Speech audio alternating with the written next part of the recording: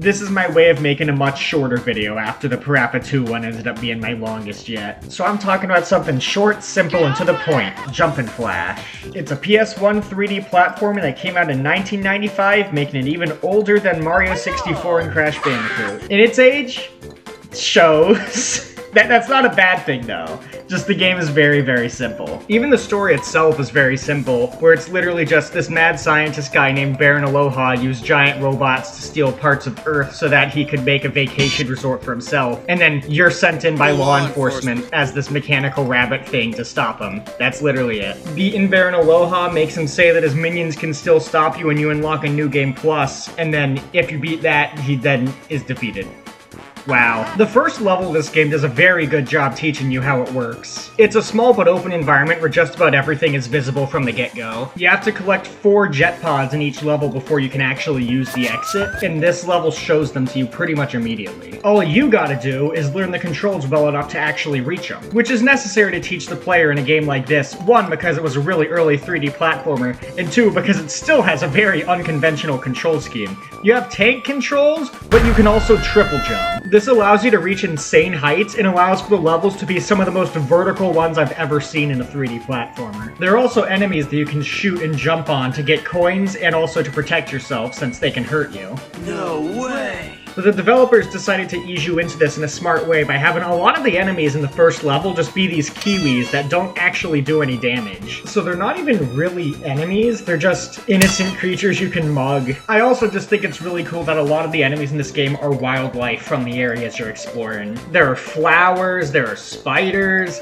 there are penguins, manta rays, in space. I just think that's really cool since the levels you're running through are stolen pieces of Earth at the end of the day. You can also find one-time use additional weapons in the first level that allow you to do some additional crazy attack that does more damage than your normal shots. And you can hold on to 3 of them at a time. There's also a portal that takes you to a bonus round where you can destroy a bunch of balloons in order to try to get a 1-up. It's in a pretty obvious area, so it's nice that the game lets you know right off the bat that these exist. It's also nice that the enemies, the bonus areas, the jet pods, the power-ups, stuff like that, they all appear on your mini-map in the corner. Because you're not actually able to control the camera, only the direction you're facing. So having a mini-map alleviates what would have been really annoying to try to figure out where all the jet pods are without actually being able to look up. But it's also really nice that the game makes the jet pods have this text appear whenever they're within your field of vision, and also that there's a marker at the top of the screen that tells you how many you have. It doesn't take long to beat most of the levels in this game, so it's actually not all that frustrating when you die either by getting killed by enemies or by falling into the deep void of space forever. In most of the levels, this really means you only lose about a minute or 2 of progress, but there are 2 levels where you're in these enclosed environments rather than open maps. And these 2 levels still stand out in a really good way. One of them's an Egyptian temple, and one of them's this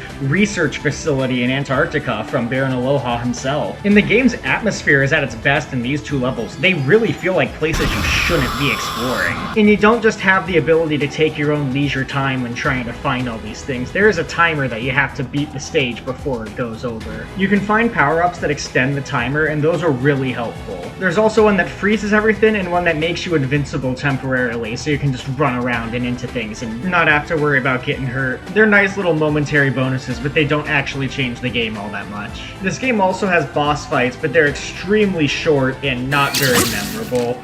Really, the only one that actually stuck with me was this one that was a bunch of cubes that rearranged itself into different forms to attack you with. I thought that was an interesting idea. But every other boss in the game is just in one ear and out the other. And while the main game is extremely easy, it is nice that the New Game Plus mode halves the timers and rearranges the locations of the jet pods, so you actually have to scramble and try to find everything. Plus, you can always try to go to a better score if you want to try to challenge yourself. It's a short but fun game to blast through in an hour, you know what I mean? There's no complexity here. It's just a game that's fun to play and get better at. There's even a time trial mode to help you try to beat each level even faster than you normally do, which is nice because in the main game you get more points if you beat the level in less time. And yeah, that's really all I have to say. It's a fun little game, not an absolute must-play, but it's pretty fun, and I've never played another 3D platform quite like this one. I'd recommend it if you're looking for something different and it wouldn't be expensive or inconvenient for you to try to get.